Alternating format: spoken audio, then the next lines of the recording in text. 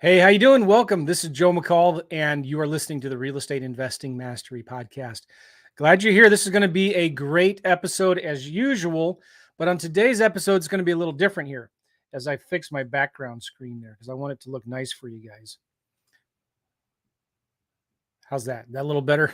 Sorry about that. Anyway, we got a good guest today, and his name is David Phelps, and we're going to be talking about the big I word, inflation. We're going to be talking about inflation, and it's a big deal. It's a big deal. A lot of things are going on in the economy today. And how are you going to react to it? How are you going to set up yourself or position yourself to be in a place where you can win and not lose? And David is a guy I've known for many years. He's in several masterminds that I've been in. And I've been seeing a lot of his posts lately in Facebook and different social media where he's talking about this stuff. And he's got a great new book. And I wanted to bring him on to talk about kind of the state of the economy, where we're at, what do we need to do to be prepared, and how do we personally fight inflation for ourselves? And is there anything we can do about it? And if not, how can we position ourselves, our family, our business in a place where we can minimize the effects and the impacts? Cool. So it's going to be a great episode. First, want to let you know that this podcast is brought to you by my brand new land investing class. So as you know, I've talked about it for a long, long time. I'm doing a lot of extra videos now on YouTube about it. But about 3 or 4 years ago, my sons and I, who were teenagers at the time, they still are, but young teenagers, we started flipping vacant land. And over the course of 2 or 3 years, they grossed over about $150,000 in profits. And they got just a small percentage of that. But been doing land deals for a long, long time. And then recently I've started teaching people how to do land deals as well. So if you want to check out my class, go to simplelandclass.com to check it out, simplelandclass.com. And I think you're going to love it. I give a lot of details on exactly what we do and how we do it. It's kind of like, you buy a rural vacant lot for $1,000, sell it for $8,000 on Facebook Marketplace. I mean, that's pretty much it in a nutshell. Buy cheap rural vacant land for few thousand bucks, sell it for a few thousand more, and it's great. And I have a lot of students that are having great success with it, making a lot of money. And if you go to simplelandclass.com, you watch my class on it, and I'm going to have an offer there to basically pay for the course for you and set up your marketing, set up your systems for you. And I have this thing called a business completion challenge, where if you complete the class, I'll actually pay you to complete the class. And it's amazing. You're going to love it. And even if you decide not to invest and work with us, that's totally cool. You're going to get a lot out of the class and kind of learn what we're doing. Our students are starting to have tremendous success for it and everything. So anyway, go to simplelandclass.com. All right. Enough of that. Let's bring David Phelps on. David, how are you, sir? Joe, I'm doing great. I kind of want to go to your Simple Land class. Like, could we go there like right now and just forget this interview? I think that could be kind of fun. I certainly can, but I want to talk about inflation. Guys, David is one of the smartest, not the smartest guy that I know talking about these subjects and these topics. He's the guy in the high level masterminds that people go to and like, hey, David, what's going on? What do you see happening? Because you've got so much experience, David. You've been in the business for a long, long time. And so I've been noticing I've been reading, like every time you post something on Facebook, I'm clicking that see more button, that see more link to view all the content that you write. It's really, really good. And so I sent you a message the other day saying, hey, can I get you on the podcast? Let's talk about the economy, what's going on from your perspective, and especially specifically how it affects real estate investors. So that's a mouthful, but thanks for being here. Welcome to the show. It's always a pleasure to talk to you, Joe, because I'm going to pay you the same compliment. Is that you're not old. I'll take that one. All right. But I'll take the fact that you are on the forefront of being innovative. And I think if I had to package up where we are in the economy and the marketplace today, I would say innovation is probably the key. Now, no matter what it is, your business, your investing, whatever you like to do, but you've got to be on the forefront and be innovative. And then we can talk about, well, how do you do that? But I think that'd be the number one, plant the flag in the ground if you want a strategy or tip. That's my number one. Okay. All right. Good. Nice. So real quick, David, give folks a history of you, how did you get into the business? I got into business when I was in my early 20s. I was actually in college, and I was, taking all the courses to become a doctor, which I did do. I became a dentist. I did do that. I fulfilled that. But while I was in that realm, I was I think is a lot of people that are listening today, especially following you, we're inquisitive people. We're curious, right? We typically don't just keep one channel. We've got like several channels going at one time, and it's like hard to sometimes pick, what you want to do. So I was reading books about, being an investor. Well, I didn't have any money back then. I had student loan debt. Someday I'll get how the student loan debt actually makes some money. So why don't I start learning about that? Because I wasn't taking those classes in school. And back in the 70s when I was in college, there wasn't really any entrepreneurial classes. It was very traditional stuff. So I had to read on my own, find my, self-educate on that. So I was reading books about this traditional stock market, and back then mutual funds had just come into play, and there's a lot of books on that. And then I found a few books on real estate. And when I compared and contrasted the two, to me, just real estate had all the attraction because, well, it was something that was tangible, as we know, that I could exert some level of control over, some level, whether as active or passive as I might want to be. And of course, when you're early in life, you're going to be active because you don't have any money. I had more time than money. So from those books, I took action, which is the key thing, right? We're all have access to tons of information today, and that's like, but you got to do something with it. So I called my friendly banker. That was my dad. I didn't have any banking relationships. I couldn't have gotten a loan for anything to save my life back then because I wasn't making any money. But I called my dad and said, "Hey, Dad, I'm going to be in school here. This is dental school now for the next 4 years." I said I could either pay rent or we, keywords, we could own a property together. So, kind of a standard, what I call joint venture today. You teach tons of that stuff, right? What do you bring to the table? Well, I brought time and energy, willingness to do the work, right? And my dad, was busy in his own life and career, and he had the money. So we put the money in energy and the motivation together. He had to believe in me and trust me that I wasn't going to screw it up, right? So there's a little bit that goes into a relationship. But we bought this property together, and I did manage it. I managed it for the next 4 years and exited. And it wasn't all luck. I mean, there's obviously some timing, but we exited and we split about $50,000 in capital gain profits on that house. We sold it. I sold it because I wasn't staying in the area, so I was a hands-on manager back then, and I just figured that was what you do. I didn't know you could 1031 and all the stuff we do today. And that was in the 80s. That was bought it in early 1980 and sold it late in 83. So held it almost 4 years. So that was early 80s. So if you think back, we're talking about this topic right here, right? Inflation.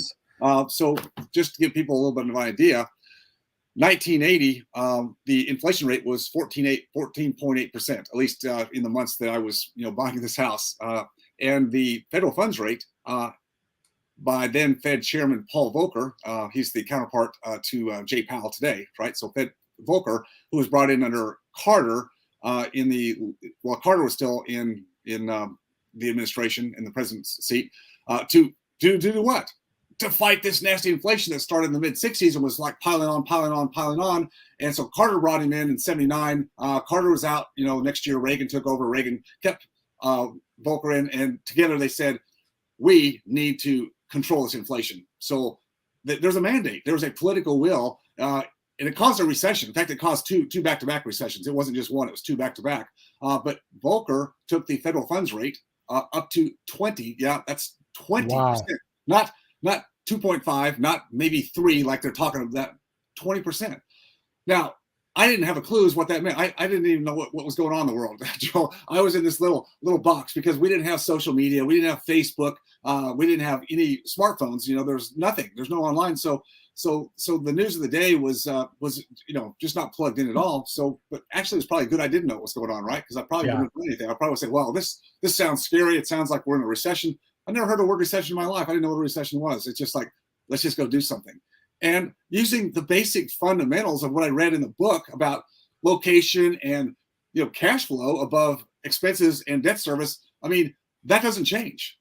I mean, that fundamental doesn't change. I don't care where we are in the market. And that's what point I want to bring to people is like we're in a time zone right now that most of the world, unless you're 55, 60 years old or above, you've maybe heard about inflation, stagflation. You may have heard about it, but you never lived through it. And now people are like scared, and it's the news and it's clickbait everywhere today. And it's like, well, yeah, you have to change your model. You got to change course. You can't just stay static. But it's not a time to be like running for the hills, like Armageddon, and the sky's going to fall. It's an opportunity for people who are on the forefront. And that's why again, I come back to innovation and being contrarian and not following the groupthink that's out there and everywhere we walk today. Yeah. And before we get any further into this is a great topic, obviously, right now in these times. You have your book available at inflationbook.com, and it looks like it's an invitation to get your book, the hardcover, complimentary. Just pay $3.95 shipping and handling, so it's free. Just pay shipping and handling. Basically free. We'll just pick up some of our hard costs and get it out to you. That's it. Nice. All right, good. So go to inflationbook.com right now to get this book from David. You're going to be glad you did. I bought it, and I'm looking forward to reading it.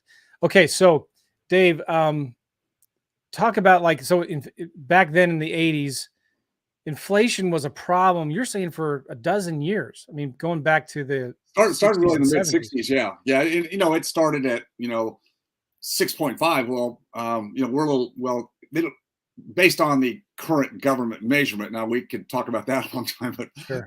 It's running high today. Yeah, and it was ramping up, and now for different reasons than we have today. We can talk about what's going on today and what, but the why is kind of academic. It's like, what do you do with it, right? So, but yeah, we had back in the 60s and 70s under Carter, Nixon, and Gerald Ford, we had very accommodative Fed chairman. So this is before Volcker. So Arthur Miller and Burns, they were very, we call them dovish. So they were of this Keynesian monetary policy where you could spend your way to get out of problems, and we still have a lot of that hanging on today. And there's a lot of politicians and economists out there that still believe that you can spend your way, and we see what's happened with that. And again, it's both sides of the aisle. I'm not being political here. I'm just saying, it started with Trump, with COVID, and we started just throwing money, digitally printing money, extending credit, expanding credit like crazy, like we've never done before in this last 2 years when COVID started in the spring of 2020, and all this money pumped into a system where basically everything was shut down globally. Everything was shut down, so we got all this money coming in the system and no production going on. It's just a supply and demand. That's Econ 101, right? Supply and demand, and there's just too much there to not have inflation. So inflation, started to rear its ugly head a little over a year ago. I think April of 2021, where we started to see it started to tick a little bit, right? And it starts to tick, tick, tick, tick, tick, and Powell and everybody wants to play games and say, well, it's transitory. It's just don't worry about that. There's nothing to be seen. And here we are now, deep into 2022. And inflation, continues to run pretty unabated. And my personal opinion is that it's not going to be an easy fight if the fight is to control inflation. I mean, something has to give in the system. There's no such thing as a soft landing that they're talking about. Oh, we'll have a soft landing. They've never done it before. The Fed's never had a quote soft landing on anything. It's either overcorrect to one side, which they did with the stimulus. So they just, and quantitative easing, which is another topic we don't have to get into today, but all this basically, it's just expanding credit, and it's fiat currency. So you expand credit like that, and then the value of the purchasing power of the dollar starts to drop, and so everything goes up. Financial market, asset bubbles, financial markets, real estate, businesses, multiples, EBITDA. I mean, PE, private equity. I mean, it's just here's the bottom line, Joe, is interest rates are a measurement of risk. Well, they should be, except we have markets that are manipulated by the Fed. So when the Fed has managed to keep interest rates down and throw all this money at the wall, then you don't have true markets. So when money's cheap, you, me, anybody else in business or Wall Street, it's like, well, if money's so cheap, I can take some chances. Can I not? I could take some chances because it's so cheap. It's just almost free. Almost free. And a lot of the money actually was free. You didn't have to pay it back. It's almost free. And so if that's the case, then that distorts the markets, because interest is supposed to be a measurement of risk. In a free market economy, interest rates would not be where they are today. They'd be at least probably 5-6%. That's kind of been the average over decades, and we've kept them suppressed. So you're going to have asset bubbles, and then you're going to have inflation, and now they're trying to fight it back, and it's turning the economy upside down right now. I'm not trying to be the forecaster because I don't have a better crystal ball than anybody. I wouldn't pretend to be, but I think it's a time where you have to hedge. You just have to hedge your bets, because there's too many variables out there for any one person. I don't care how well qualified they are in economics or making predictions. there's too many variables out there for anybody to take any long game. I mean, we could basically just go out a few weeks and see what's happening there. But to take a long game stance and go, well, here's where it's going. No way you can do that. Have you ever looked at, okay, what is worst case, best case, probable case scenario in the next year? And understand, I am not a pessimist. I'm not a fear monger at all. I have no agenda, except I have a responsibility to certain people that follow me, and I take the responsibility for real. So I just try to speak what's in my heart, but I'm more of a realist. So I don't dwell on negativity, but I just realize that yes, things could get bad. How bad? Well, I mean, I think we could at least go back and have a recession of the level that we had in 2008 to 2012. I think it could go to that level. That would be kind of a worst case scenario. Could it even go worse than that? Well, of course, anything can happen, but that's about as deep as I need to go there. On the other side, could they kick the can down the road further? See, I think that's all we've been doing, Joe. So I think if you want to say what's the positive side, well, it's like they kick it down. If they have the ability, that's where I think the problem is. I don't know they have the ability to do that. Where we are with so many different variables that they can't control. I'm talking about the Fed now. But we could kick the can down the road, and we could, maybe delay the day of reckoning one more time. But the longer we delay the day of reckoning, which means to get back to fundamentals in economics and turn off the free money spigot, the longer we go without dealing with what needs to be dealt with, the harder the fall's going to be. Well, just think about your own personal business or your own personal lifestyle.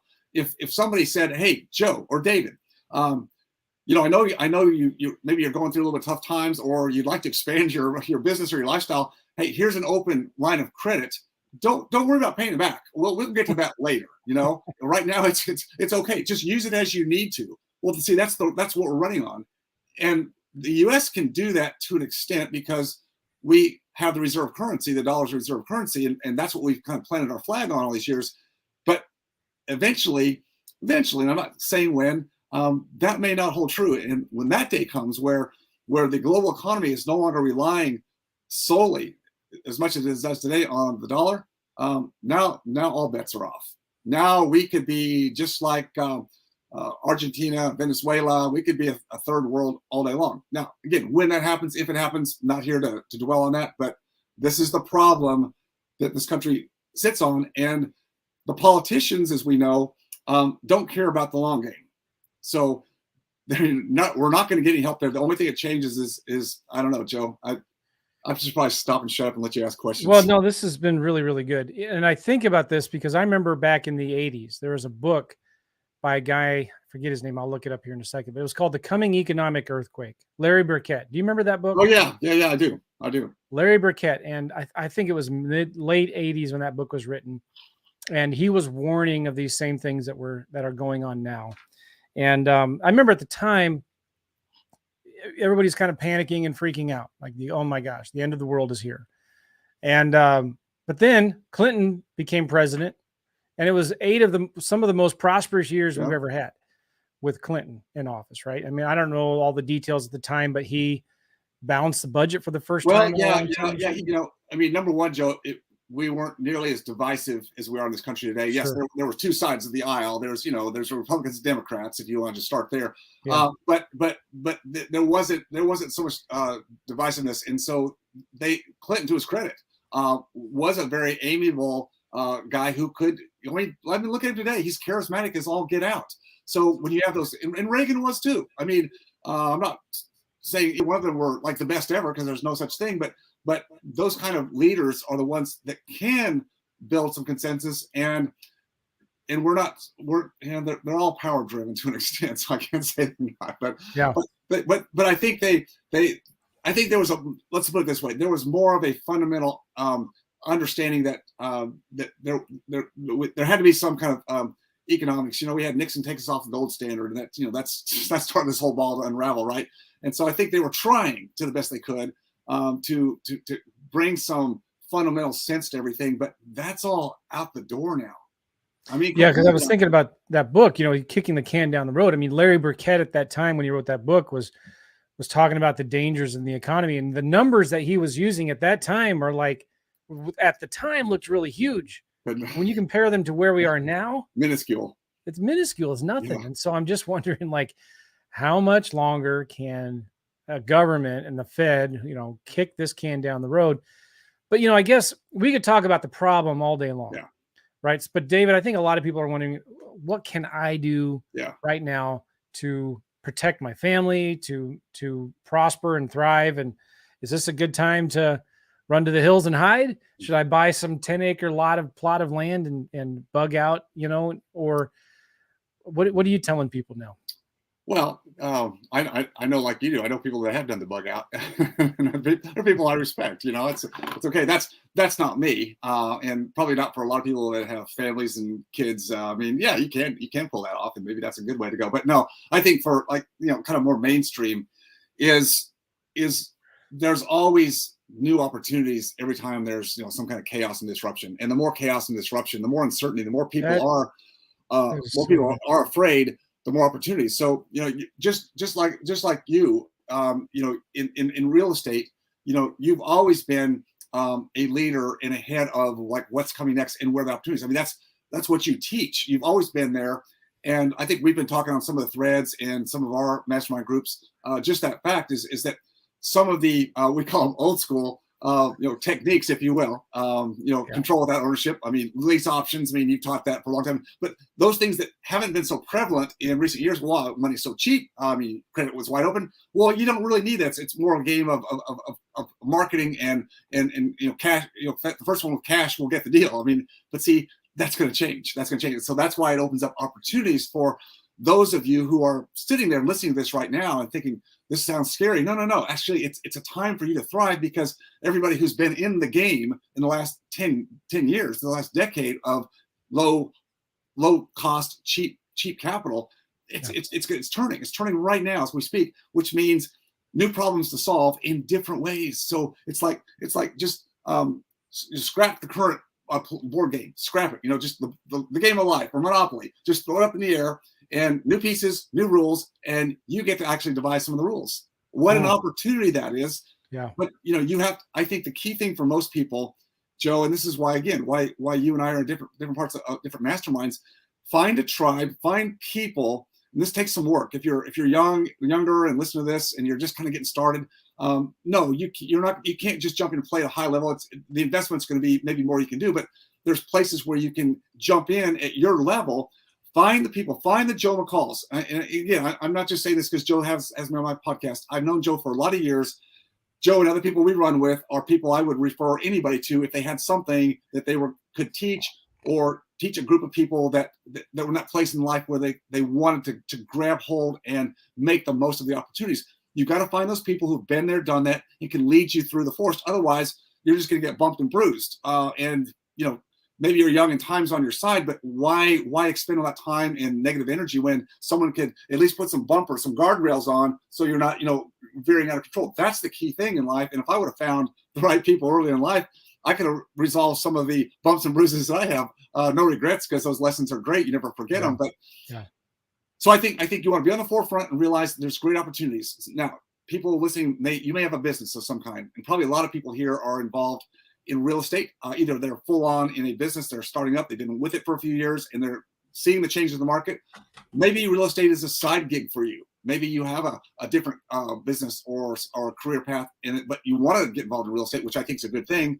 So either way, find the right people, find where you can plug in with the time and capacity you have, and this is a time to thrive. This is a time to thrive. So that's where I'd start with that group of people. Yeah, that's smart. Surround yourself with people that know what's going on all day long. And the great thing about real estate that I love is that it doesn't change on a dime like the stock market does or cryptocurrency does, right? Yeah. It's like you can spot the trends in advance. Like already we're seeing, just the other day I saw you post this yesterday, I think on Facebook, some huge mortgage company in Dallas, Texas just fired 90% and then declared bankruptcy, right? So we're starting to see the trends right now of lower mortgage applications, right? We're starting to see mortgage companies fire people. We're starting to see large brokerages fire people. Companies like Redfin are laying a ton of people off, right? So we're starting to see the trend change. Talk a little bit about, this is important for a lot of wholesalers in my community. Hedge funds, what happened to them? Where are they now? What's going on with that? Yeah, well, again, hedge funds took the opportunity in front of them, cheap capital, go play all day long, and of course with cheap capital, which also means low yields on interest returns. If you're in the interest or yield bearing business, which is like Wall Street and hedge funds, then with the kind of more standard traditional risk averse places to go, which would be like bonds, right? Well, the bond market, we've been, a falling interest rate cycle for the last 40 years. So you can't get any yield there. So with cheap money, though, then hedge funds can play in markets they haven't played before. Real estate, really started coming on, well, in the last decade, coming out of 2008, but we've seen more and more piling on, right? I could say the same thing for my industry, healthcare. I mean, big plays, big, massive private equity plays into healthcare consolidation, rolling up what used to be solo practices. Medicine itself has been basically rolled over. But like in my industry of dentistry and veterinary medicine and optometry and some of those, they're still a little bit more siloed, but they're rolling those up right now. Well, why? Why would you want to put money into something that has so many moving parts as healthcare or even real estate? I mean, let's face it, we've all managed some property, and now you have hedge funds going to come in and buying huge portfolios. Well, is that easy to do? No, we know it's not. It's not easy. But again, if their money that they're using to acquire is so dirt cheap, they don't have to have a very big spread, in profit to make it roll. Especially when you're talking about billions of dollars, a 2-point spread on $1 billion is, frankly, that's a lot of money. Well, not counting even the tax benefits and the deductions, the depreciation they can get. Yeah. So this is why we've had, a lot of money in the last decade, particularly running into real estate, because it's been a good play, cheap money. Now, start changing the dynamics of the cost of capital, interest rates going up. And again, I believe that Powell and the Fed are kind of mandated to at least through September, like into Q3. After that, I'm not going to say they claim they're going to keep rolling interest rates up at 50 to 75 basis points through the end of the year. We'll see. We'll see how strong they're managed. But even doing it for the next 2 quarters, it's not so much that it only went up, David, by half a point or 3/4 of a point. It's the relative increase. When you start it, basically we start at zero. So 0 to 1 point.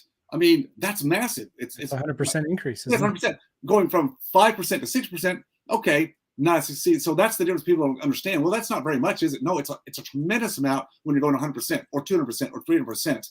It's a massive change, and so the capital markets, work off of arbitrage in interest rates. So if their cost of capital is changing like every 3 weeks or 4 weeks, then how can they stick the landing on that? And they've already, they and other people have pushed the asset prices way up here. So when the cost of capital is going up and the prices up here, where's your arbitrage? So now they're looking now. So again, big money now is looking to go, well, wait a minute. Whoa. Things are changing here. Is there a safer place to still make the spread we want? And is real estate still the best game in town? And again, I'm not speaking for them as a whole here. I'm saying that's how I would look at it. Is real estate right now, or is it a month from now? Is it still the best game in town? If it's not, guess what? The money moves. They're not like us. If I've got a portfolio of rental properties, I can't just sell them and take a 20% haircut just because I want to take my marbles and go play another game. I can't quite do that, but they can. They play in big money, and so there's some shifting going on right now, right? And I brought the point that again, it's not a massive play, but there's some shifting of some of the hedge funds. Some are looking to sell off some of the portfolio. Well, there's who's going to buy? Well, it's got to be another hedge fund. Well, why are they buying? Well, I can't say. I'm not inside their boardrooms. But see, that's what I'm saying. Nobody has a play on where the market's going. Everybody's trying to guess. And so in every market, there's always buyers and sellers. And that's what makes a market, right? I mean, that's always what makes a market. Somebody thinks it's time to buy and someone thinks it's time to sell. Yeah. And we never know who's right. We'll find out in time, but that's the guessing game. Well, we've seen, in our own business, the hedge funds backing out of deals, walking away from $5,000 earnest money deposits.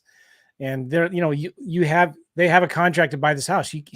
They're saying, go ahead and sue us. We're not going to close on it. Right. Right. But, so they've stopped buying. Majority of them have. Any clue or idea of what they're doing with their current existing inventory? Are they going to keep it for 10 years, or they're going to start selling it? That's a good guess, Joe. And I don't have inside info to say what they're going to do there. I think that's anybody's guess. I guess if they're thinking in terms of the overall market, they're going to hold.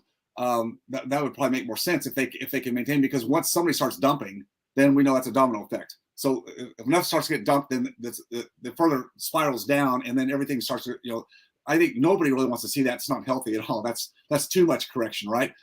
Just to have them stop buying, if they could do that and hold on to an inventory, that's probably would be like the best situation for the whole market overall, right? Sure. And then just let things, build out from there. But yeah, if they started dumping, I think there would be a downward spiral that we couldn't pull back. Which will be interesting, because if housing prices start falling, that's going to be real interesting, because then these hedge funds might say, yeah, maybe we need to sell some of this inventory we have before prices drop any further, which could then just exacerbate the problem.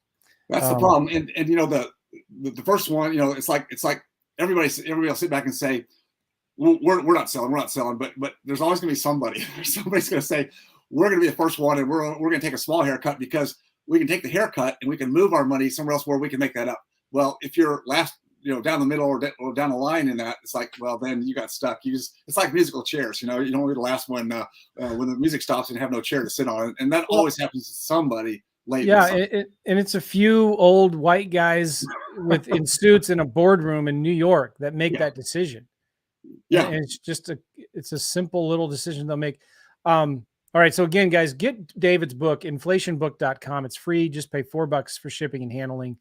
It's a real book. It's called How to Outwit the Fed and Their Extraction of Your Wealth. The inflation problem we have is the silent retirement killer. And so David goes into deep detail in this book, explaining what the problem is and what we can do to fight it. Because it's, I love this analogy too, David. You talk about this. Wealth doesn't disappear, it transfers. Yeah. And it just doesn't magically vaporize and it's gone. It goes places, and it goes from here to there. And this is why it's so important, like you said, to stay in a network and mastermind of other investors, because then you can see where that wealth is transferring to. So maybe you've already answered this, but where do you see the money transferring to?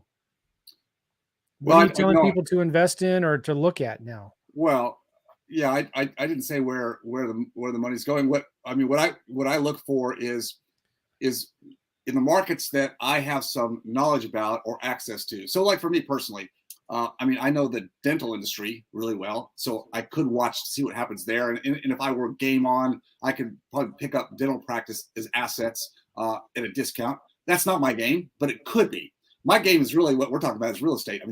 I love real estate. I've always loved it. And so being plugged into a network, number one, I don't have to know everything in every market. Well, number one, I couldn't. I can know my market, which is outside of Dallas, Texas. So I know my market. I know the players here, but there's so many different, as we know, so many different access points to different asset classes, and the geography. Every market's different. The more access points you have, and that's really leveraging your network. So knowing people in different places, as the market starts to change, then we get first line information. We in our mastermind groups, we get first line information. We know what's happening. And for those where we can create some kind of a collaboration, kind of like I did with my dad back in 1980, okay, same thing. Everybody brings something to the table. And so you build those joint ventures where you can profit with a synergy of working with other people. I hate trying to do anything myself today. And I know you're a fan of that too, Joe. Why do you need to do the whole thing of whatever it is? I'll take participations and cuts with a lot of different ways, different people. I'm diversified, gives me lots more opportunities. And I get to actually do what I love to do most. And, today it's not outdoor knocking or marketing. I'm a fan of marketing. You're a great marketer and I love marketing, but I don't want to be the one pressing those buttons. But who does it well? Oh, Joe McCall. Well, what's his access points? Well, he's got, access points here.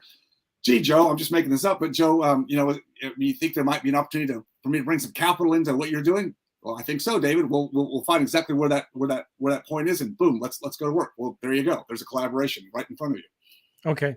All right. Let's get a little more practical then. Let's talk about the fundamentals. Your buy box is shifting, right? And so like even back in the 80s, you could still, with interest rates as high as they were and inflation as bad as it was, you could still cash flow on deals, right? So for you and in your own real estate investing, David, and what you teach other people, like what's the buy box that people need to be trying to stay into, and how is that changing over the last year? Yeah, let's just keep it very basic at single family rental because it applies across the board. So let's just keep it there. So yeah, the buy box for me is cash flow. Yeah. Cash flow number one. No, nothing wrong with buying land. Okay, but you can buy land and turn it into cash flow. I know that's what you do. So Yeah, it's the same thing. So for me, what's the cash flow going to look like? To your point, the mortgage that my dad utilized to finance 80% of the house we bought, it was like 13.5%. Well, today, what are you going to buy with 13.5% on any kind? Well, it's not going to work. Why? Because there's a lag time. There's a lag time, but in time, if interest rates continue to stay or go up, well, then asset prices across the board are going to start to come down. All right, we just got to wait till they come down to the right point. And if you're using, the capital markets, whatever the rate is 5%, 6%, 7%. But there'll be a time where, as you said, real estate slowly falls, but it'll even out. So the house we bought at 13.5% interest rate back in 1980, we bought for like $83,000 and it rented for like $900 a month. Okay, so quickly I can do the math. I know what my expense ratio is, and I realized that that we had a spread. What's my cash flow spread above all normal expense ratio, and my debt service, whatever that debt service is. And if that makes sense, and there's a margin there that's I'm comfortable with, and I kind of stick a number. It's going to vary from market to market, but I like $300 per month in cash flow. If I've got that there, then I know I can take, I can weather a little bit of downturn if things get soft, but I'm still in the game. I can play the long game. So I think that's the most fundamentals, cash flow. All the other great benefits that we know about real estate, that's just like icing on the cake. Yeah. So you take all of those and add them together, and real estate for me will always be the number one asset to invest in for both creation of wealth and preservation of wealth. Well, let's talk about rents. Sure. One good thing with inflation, maybe if you look at it, I'm sorry if I'm being insensitive. Good thing about rents from a landlord's perspective, right, is rents go up. Yes. Is that can be a good thing, I guess, if you own real estate. Do you see that slowing down at all, or? Yeah, I do. I think because it's really about the affordability, whether it's rents or people paying their mortgage, but affordability. At some point, we stretch the American consumer as far as they can go, and I think we're still in a lag period after a lot of the COVID stimulus, the unemployment benefits that were stimulated out, and people stayed home for a while, and so actually the savings rate went up for a while. So Americans had more money in their hands, and therefore even as things started to open back up again, and even with interest rates starting to go up, people were still able to buy. But there's a point where the affordability index, we're just going to cap out. In different markets, it's different because the average wages in every market is going to be different. But you have to kind of know what that is in your market. And if the hedge funds, as we know, are slowing down, stopping their buying, realize that they've been in not all areas. And again, you have to know your area, but in areas where they've been very strong buyers on the margin, that's what's really lifted those asset prices up.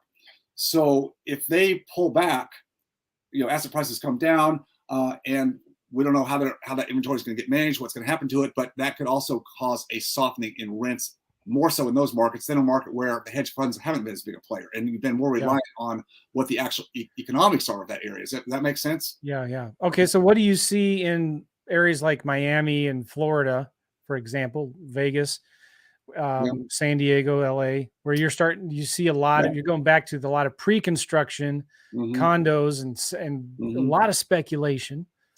Do you think investors are going to get burnt there, or is there still an opportunity there? I think if investors are still paying, the going run rate, they could get burnt in those areas. I get that speculation in those markets. You mentioned not everywhere in Florida, but there's certain pockets in Florida that I think are definitely overvalued. You can go all West Coast for sure. In Boise and Salt Lake City, Provo, Utah, Denver. Austin, Nashville, Texas. Nashville. Those markets that have had the greatest lift in the last 2 years since COVID. I think again, you still have to look at the fundamentals. So I'm speaking still somewhat broadly, but they have the most potential, I believe, for asset price decline and potential softening of the rent market, or at least softening, meaning maybe it slows down. There's still going to be some upward demand for the rest of this year. It doesn't stop like that in real estate, like you said. Things trend. We have time to watch it. We have time to see it move. But I think expecting rents to keep going up as they have in the last 2 years, no, I don't see that. So if you're advising somebody who's looking to put some money into real estate, are you telling them avoid high end, luxury class A I would. apartments, real estate? Are you telling them to focus in on the lower, cheaper stuff or in the middle? Yeah, in the middle. Yeah, I don't want to be on either end of the spectrum. High end certainly works when the market's humming, right? And but right now, if I was high end, I would be like shifting gears. And I think I talked to a lot of people who are.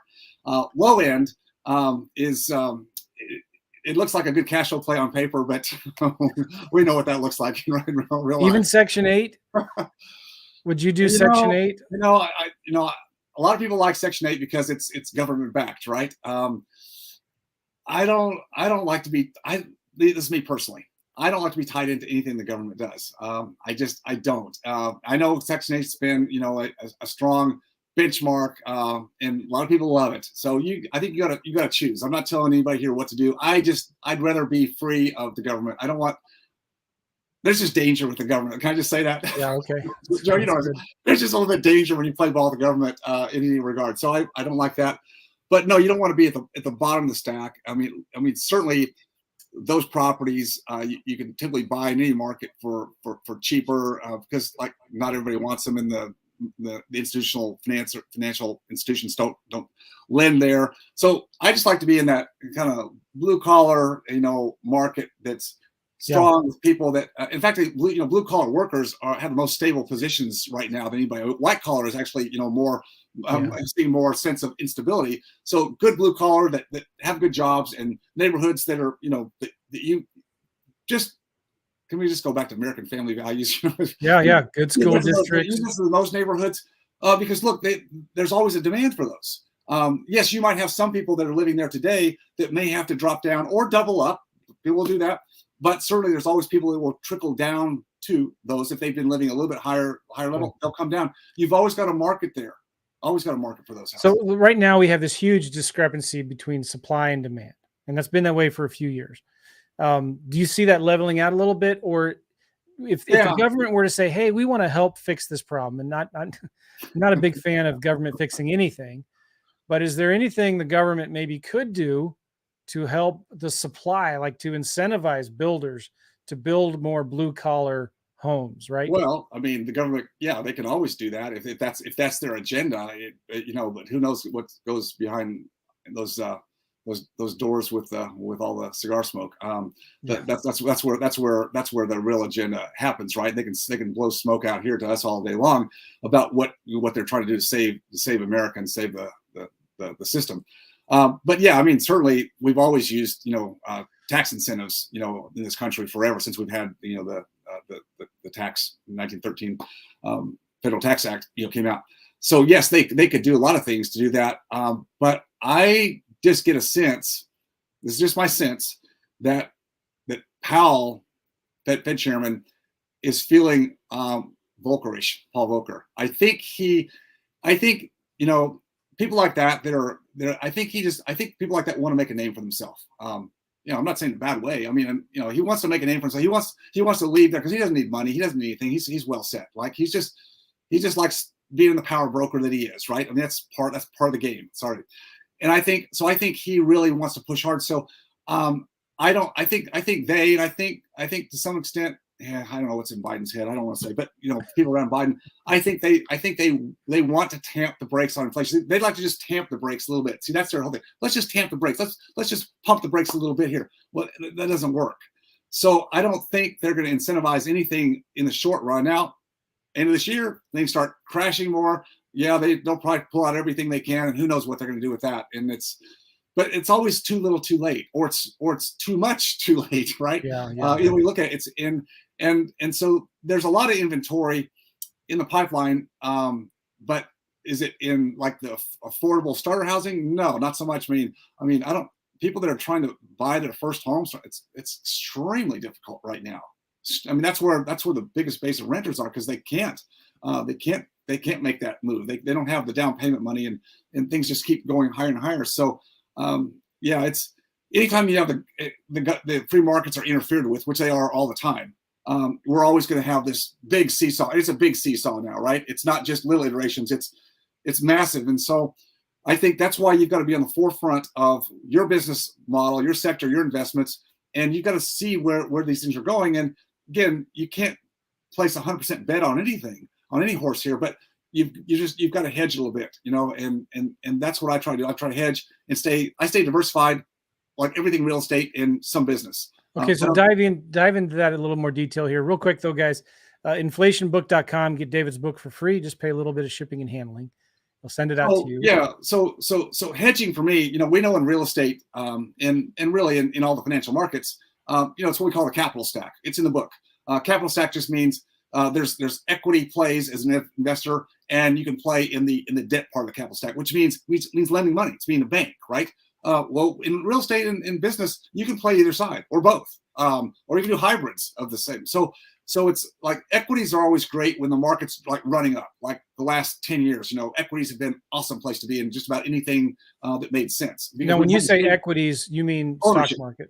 Well, no, I'm talking about stock market. I'm talking about real estate. I mean, equities in real estate is owning the rental property. Okay. Equity is being made part of a syndication that owns the self-storage facility. So that's equity. So that's had a great run up. Now there's more risk in the equity market in general. If you've got access points, there's always good plays. But in general, there's more risk in the equity market. So speaking of real estate or the stock market, there's just more risk there right now. Why? Because the capital markets are changing. When the cost of capital goes up, the equity markets start, to have to figure it out. And typically profit margins do what? They get squeezed. Well, that brings values down. Okay. So I might play, I actually do play more or invest more in the debt part of the stack, where I'm actually lending money more. I've been lending money really more the last 2 or 3 years. But I still have plays on both sides. So that's my hedge. If I lend money, I get to kind of call the shots. I'm not lending money at 100% of what I consider value. I can decide where to place my bet and on what horse, right? And so when I lend money, I'm not the operator. I'm lending to an operator. Well, what do I know about that operator? What do I know about the asset class? What do I know about his geographic economics? Those are the things that I learn about, not because I'm so smart, but because I spend time in rooms, in masterminds with other people that I get to meet firsthand and get that inside intel. It's an insider's game. This is an insider's game. Stock market, no.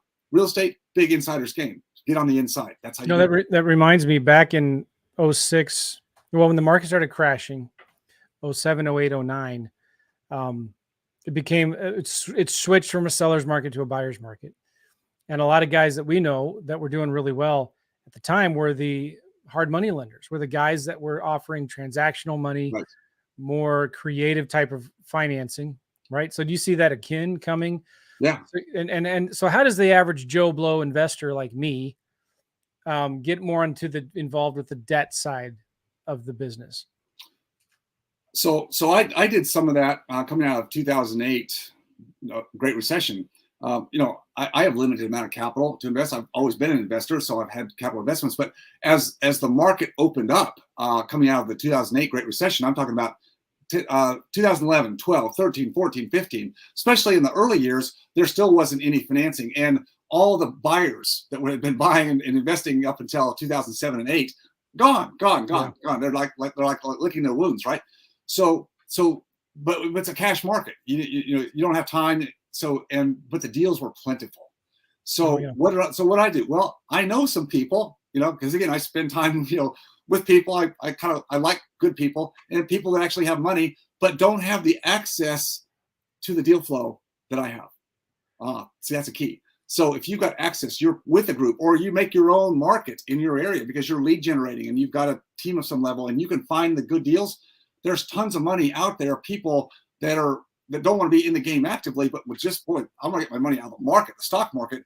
How can I get involved in real estate? Oh, lending money is the simplest, safest way for them to start out with. Simplest, safest way. And look, you don't have to offer them 10%. I mean, today, probably 6, 7, maybe 8%. I mean, you're going to get a ton of money. And of course, there's myriad of ways to structure those things so everybody's happy. But that's how I would tell young people or people that are looking at this market is the money's always there. Just figure out who you are in the game. I mean, are you active? Do you have access to deal flow either through yourself or through people you know? If you have that, you've got an asset right there in your hands that you should be monetizing. If you're on the other side and you already have a business, you don't have the time, but you've got some money that otherwise you'd be sticking in a 401k, which I think is ridiculous. Find the young guy in your area. Go to the real estate association meetings or meetup groups. You got to do some work. I mean, relationships take some time, don't they, Joe? I mean, you got to kiss frogs, but if you're in this to do it, some of the best time you'll spend is building relationships, connections, building a network. It is worth everything in gold. In fact, I would say today it's my best insurance policy ever. That's very good. Very good advice. I was going to say too, this is important, and we'll wrap it up here in a second. If you're a wholesaler and you're the guy going out there getting the deals, I think it's really important, adding on to what you're saying, David, to find, when you sell your deals, find a way to offer financing with the deals, right? Whether it's hard money, private money, maybe if you're networking, you've got a network, because these guys who are buying these homes, they still want to buy more, but they are losing a lot of their sources of money to buy those deals. So if you can, as a deal maker, as a rainmaker, bring them the deal, but also the financing in place. Maybe it's a small little local bank, a credit union. Maybe it's a hard money lender. Maybe it's a private lender. You're going to sell your deals faster and at a premium, and you're going to be doing fine. Would you agree with that? 100%. Yeah. Just understand the game of real estate, the game of business is so much fun. And there are so many different iterations of it. Just get in, plug in with somebody. Again, Joe, I'm just going to say you, because you're right here and I know you well. In fact, I actually did that with you. I'll just a quick aside, but you may not remember this, but probably 10 years ago, I have, in my market, I have a guy that I really want to help, and he was good on the ground, right? I remember that. And I invested in him through you to have you teach him the stuff that I could have taught him, but you have a better system. So I'm saving myself time. And Joe, I'll just tell you, because I don't have to tell you his name. I did probably 15 deals with him from that start point, which was about 2011 to probably 2015. And he rolled them up, managed them the whole time for me. I had nothing to do with it. And we exited out. And it was well to seven figures because we rolled the market, and he was my manager, which meant I did nothing. I just got him the money. I was thinking of that. I was thinking about that this morning as I was thinking about our interview. I was wondering how that all went. It went great. And it was a win-win all the way. And he learned so much. And we still do some deals together, but he's built his own platform now. I mean, he went through and learned how to put the stuff together, and I helped him and you helped him. And then he's just the guy on the ground. That's awesome. That's the way you put these things together. That's really good. All right, David, we're going to wrap this up here again, guys. Get David's book right now. I mean, you're crazy if you don't. It's free. Just pay $4 shipping and handling. You'll get the real physical book to you. Go to inflationbook.com, inflationbook.com. David, any final words here before we wrap up? Joe, it's always a pleasure. I get a little bit ramped up on this stuff because you can tell I kind of love these conversations, because again, I'm as big an opportunist as anybody, and I want people to see the light of what all the turmoil and the downcasting that's going on out there today. It's like, no, you can't look at it that way. It's an opportunity, and I just want people to see that side of what we're talking about. Yeah, nice. Okay, thank you again very much, David. Thank you, everybody. David, don't go anywhere. I have a question to ask you here. All right. But thanks, guys. We'll see you later.